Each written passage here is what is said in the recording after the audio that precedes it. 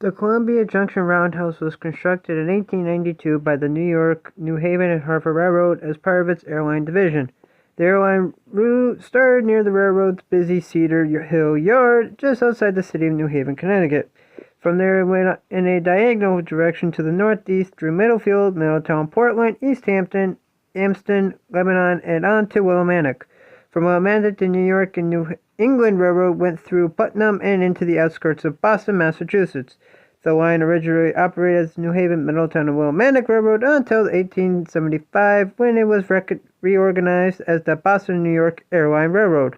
This railroad was eventually leased to the New York, New Haven, and Hartford Railroad in 1882, 10 years before construction would begin on the roundhouse.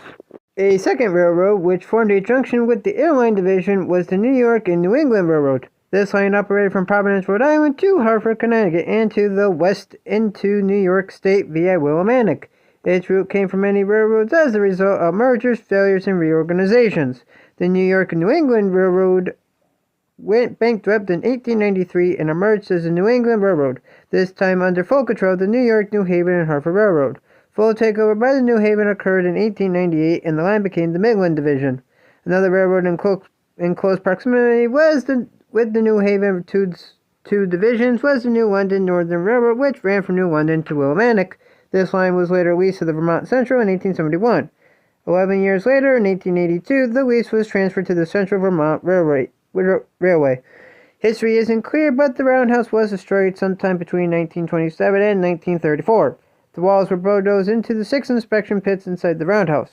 The site sat dormant for the next 63 years until a local group of rail enthusiasts and historians joined forces to form the Connecticut Eastern chapter of the National Railway Historical Society in November 1991. The chapter leased a 45-acre site from the state of Connecticut in the city of Willimantic that included sections of both the airline and Midland divisions, and the remains of the roundhouse and turntable pit. Shortly after its formation, chapter members began gathering at the site on weekends and spent hours clearing brush and debris.